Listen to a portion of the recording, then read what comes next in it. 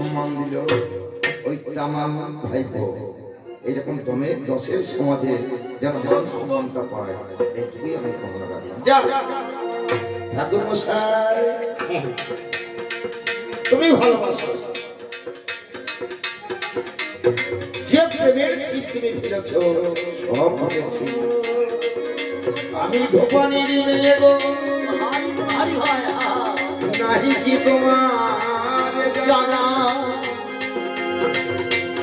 সমাজ কিন্তু তোমার কথা মেনে নেবে না। কেন বললাম? আজ ভালোবাসো, তুমি যুবক যুবক ব্রহ্মা যখন উত্তেজিত হয়, যুবক উত্তেজিত হয়ে নায়িকা যা বলবে বলবে আমি হ্যাঁ তাই করব। কাজ নিতে গেলে আমারটা খেয়ে ওনা ভেজে দেবে না, সেদিন বলে আমার কি অবস্থা হবে। মা বাসুরের পুজো করি, পুজো করি,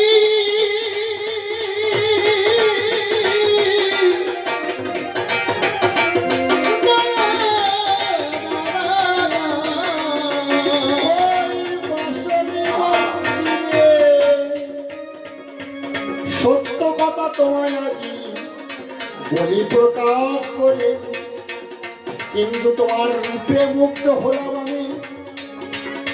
তুমি ধোবার মেয়ে হলে কিন্তু ভালোবাসা জাত মানে না, তোমায় জানাই বলে। তাই বলছো গো নারী, শোনো আমার ঠাই, আমার ভালোবাসা প্রত্যাখ্যান করো না, জানাচ্ছি তোমায়।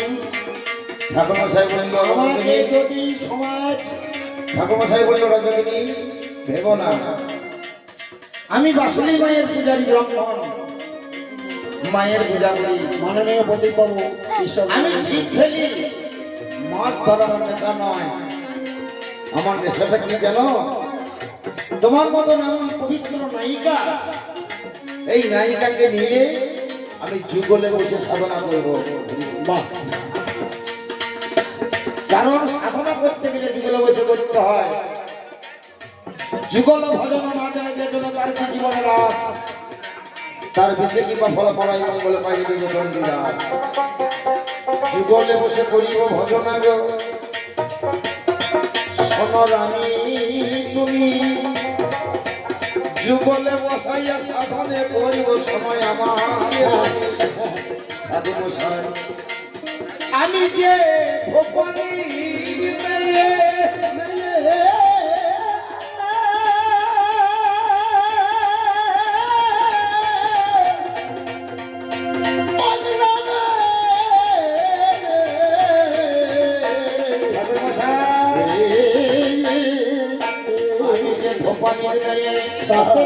তুমি ব্রাহ্মণের ছেলে, সমাজ কি মানতে পারবে বলো দেখি? সমাজ পরিত্যাগ করো সবাই, আমি তোমার ছাড়ব না। ওগো আমার রজনী, তা বোঝো না, তোমার ওই কথাই আমি বলবো না। সমাজ মানতে পারে না, মানবে কি করে? আমি ধোপানির মেয়ে, আপনি ব্রাহ্মণের ছেলে। তুমি হয়তো কামনার বসে আমার কথা মেনে নিচ্ছ, মুখের কথাই মানব না। একটা কথা বলবো, যদি মানতে পারো তাহলে আমি তোমার কথাই রাই দিতে পারি। দেখো, আমি প্রত্যেক দিন এই হাতে কাপড় কাচ্ছি, কাপড় কাচার বোঝাটা মাথায় করে নিতে হবে। তুমি আগে আগে যাবে, গ্রামে ঢুকে আমার বাড়িতে পৌঁছিয়ে দেবে। আমি প্রকাশ করি, আমি শুধু কি কাপড়ের বোঝা নেবো, তোমার সঙ্গে লেগে পেয়ে কাপড় কেচে দেবো। শোনো আমার বাড়ি, আর লেগে তোমার সঙ্গে সহযোগিতা করি, আমি কাপড় কেচে দেবো। তোমার কাপড়ের ঝুড়িটা মাথায় তুলে নেবো। ব্রাহ্মণ ঠাকুর মশাই, তুমি আমার কাপড় কাচতে পারবে না। মেয়ে ছেলের কর্ম মেয়ে ছেলে করিবে, একটু উপকার করো। আমি এত কাপড় আনি, বেশ আমি নিয়ে যাবো। এ কাপড় আমি নিজেই নিয়ে যেতে পারবো। আজকে তোমাকে আমি পরীক্ষা করবো, বেশ যদি আমার কাপড় তুমি নিয়ে দিতে পারো, গ্রামের মানুষজন সমাজ যদি মেনে নেয়, বাহ, তাহলে জানবো তোমার এ প্রেমটা হলো ধন্য, এ প্রেম হলো সত্য, এ প্রেম হলো নির্মল, এ প্রেম হলো পবিত্র। আমি কখনো মেনে নেব আমার কথা বলে এই মাত্র বেশ বেশ, তোমার কথাও আমি নিলাম শুনে, আজ কাপড়ের বোঝা মাথায় আমি নিলাম এখানে। এইবার ঠাকুর মশাই এবার কাঁচা কাঁচা কাপড়ে মাথায় নিয়ে আগে আগে যাই,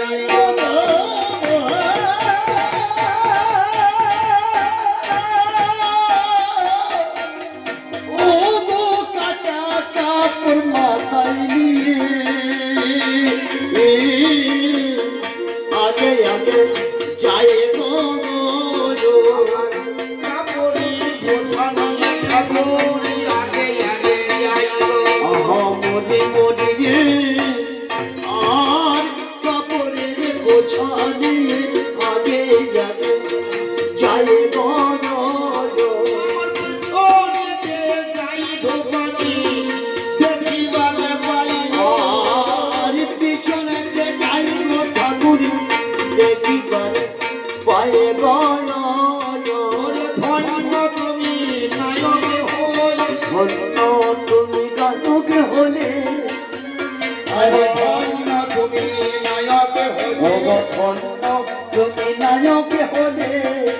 হ্যালো, এবার মাঝে মাঝে এবার আমার ভাইকে ষষ্ঠী আমাদের গানটাকে বাড়াবার জন্য এইবার এখন থেকে সেই 7 দিনটা আরম্ভ করি তো এরা দেখছে 7 দিনই জোর ধরি মরার মধ্যে জল তবে এই মরার থেকে 7 দিন এখন খুললাইছে, 7 দিনে ধান কোটা সব আল্লাহ মাই দিতে হবে না, আগ্রা করে লাভ নাই, এক কাজ করিও 28 দেওয়ার চেষ্টা করো।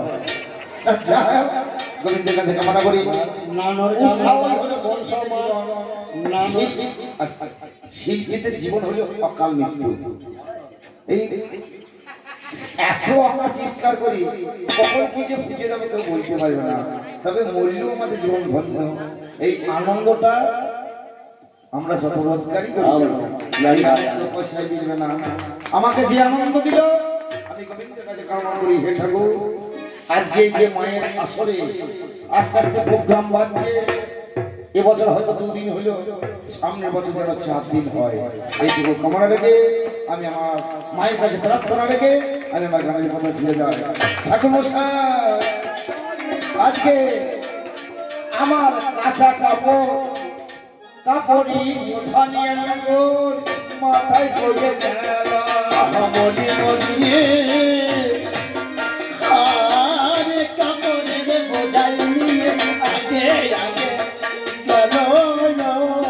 আজ পিছনে পড়ে রানী হাজির হইল, পিছন ফিরে ও গো পিছনে ফিরে এই রানী আজি ও ঠাকুর মশাই ওই দেখো লোক দাঁড়িয়ে আছে, কি বলে কোথায় রে বলো দেখি মরে, মনে মনে আর কি বলে বোঝাইবে বলো দেখি মরে ওরে কি বলে না কোথায় রে বলো দেখি মরে, ওরে কি বলে বোঝাইবে বলো দেখি মরে। আমি লাগে মাথায় হেলে পড়েছি দাঁড়াই কেমনে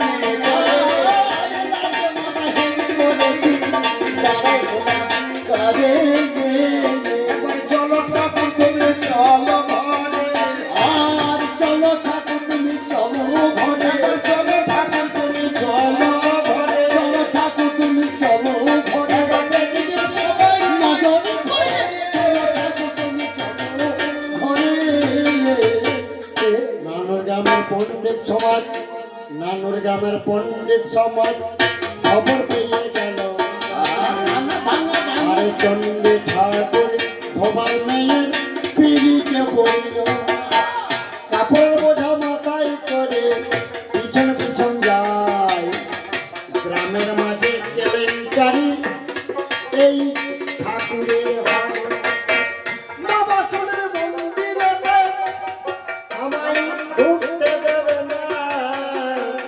বলছে ওগো ঠাকুর আমাদের কথা তুমি তো শোনো। আজকে চণ্ডী ঠাকুর, আজ তোমাকে পুজো করতে দেবো না।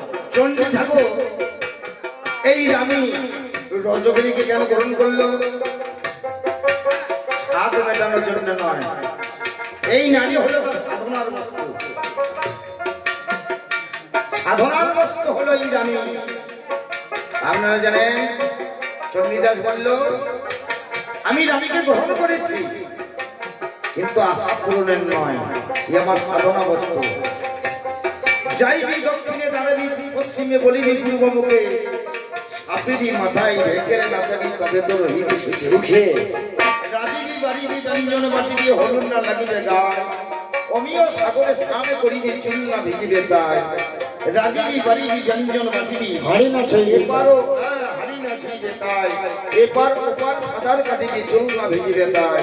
যে জন রসিক সুমেরু শুকর শুকাইয়া বাঁধিতে পারে, মাকড়ের জালে মাতঙ্গ বাঁধিয়া রস মিলাই দারে, মাতঙ্গ বাঁধিয়া রস মিলাই দারে। তাই চণ্ডীদাস বলিল রজকিনী তুমি যে আমার ভজনের সাধিকা, আমি তোমায় ছাড়া ওরে তোমায় ছাড়াই আমার সাধন হবে না, তোমায় ছাড়াই আমার সাধন হবে না, তোমায় ছাড়াই আমার সাধন হবে না। তোমায় ছাড়াই আমার সাধন হবে না, ওরে তুই বলো ছেড়ে দেব না, তোমায় ছাড়াই আমার সাধন হবে না। গ্রামবাসী আমাকে বাড়ি করে দিল, মন্দিরেতে আমার কাজ হারাইলাম ভালো। বলছে, ঠাকুর, এই গ্রামের মাঝে তোমার বাস হবে না, হবে না। ওই পুকুরি পাড়ে চলে যাও, কেন কথা বোঝো না? এবার কুসুমারে কুড়ে ঘরে করে আমি চলে যাই, এই রামিকে নিয়ে সেখায় ভিক্ষা করে খাই। রানীকে যখন সঙ্গে নিল ব্রাহ্মণ সমাজ সমাজচ্যুত করে দিল। যা, আজ থেকে তোমাকে সমাজচ্যুত করে দিলাম। এক হয়ে আছে আমার চণ্ডীদাস রজনী, আমায় বলে ছেড়ে যেও না ওগো রজনী। আমি বললাম তোমায় আমি ছাড়বো না, ধরেছি যখন ছাড়বো না। আছি ধরি দুইজনেই বসতি করি। কিছুদিন পরে চণ্ডী ঠাকুরের বাবা আমার গ্রামে মারা গেল। আমার সমাজের মাঝে যখন নিমন্ত্রণ দিল, আরে আচমনিতে পিতা বলল অসৌচের ওই গ্রামের মাঝে বাড়ি বাড়ি নিমন্ত্রণ দেই। সবাই বলে চণ্ডী ঠাকুর যাব না, যাব না, কারণ ভোবার নিয়ে পীড়িত করেছ মেটাতে বাসনা। তাই আমরা তোমায় সমাজচ্যুত এখানে করিলাম। আজ সত্য কথা তোমার কাছে আজ প্রকাশিলাম। এবার কেউ এলো না, কেউ এলো না, রান্না হয়ে গেল। ওরে ভোজ ভাত যত কিছু আয়োজন হইল। আরে ভাত ডাল তরকারি করিলাম রন্ধন, হাজার হাজার লোক আমার করিবে ভোজন। কিন্তু কেউ এলো না, কেউ এলো না, মনেতে ভাবনা কেমন করে পিতৃযজ্ঞ মেটাবো বাসনা। আমার এই চণ্ডীদাস ঠাকুরের বাবা মারা গেল, সবাইকে নিমন্ত্রণ দিল এই ধোবার মেয়েকে গ্রহণ করেছে বলে।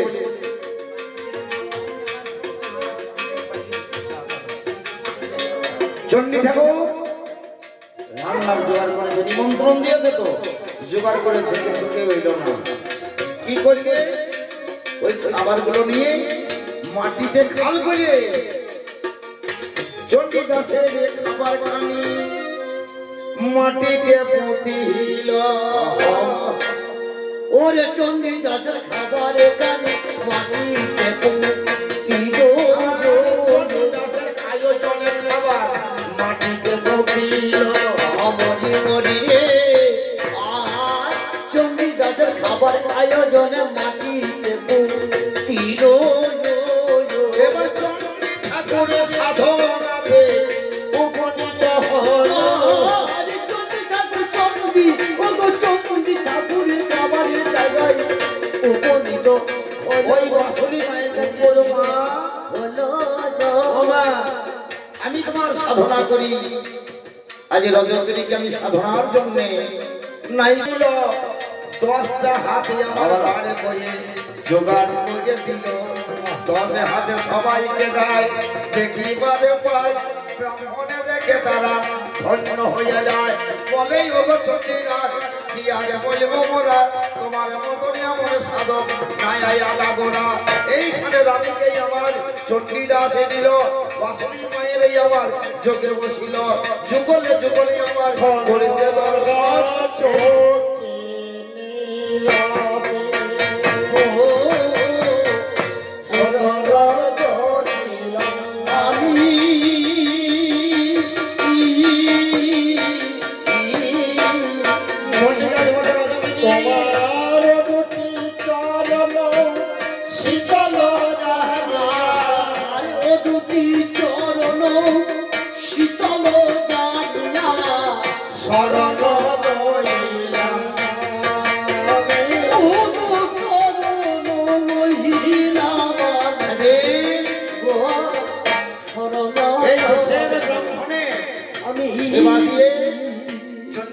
জীবনে ধন্য হলো রামীর চরণে বসে বললে রামী গো এই দুটো চরণ শীতল জানিয়া শরণ রইলাম আমি।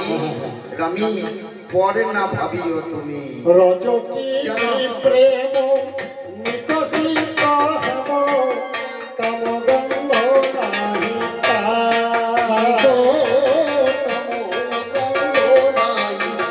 জানি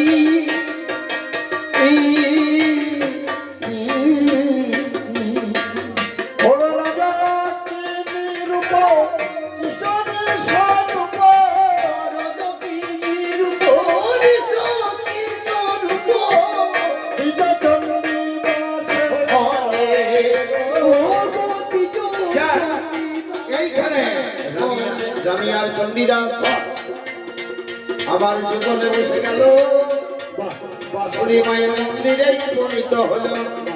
যুগলে বসে বাসুরি মায়ের করেছে সাধনা, এর বেশি কবি গানে আলোচনা হবে না। এই পর্যন্ত বলে গানে আমরা মিলন করি। একবার ধরে বাবা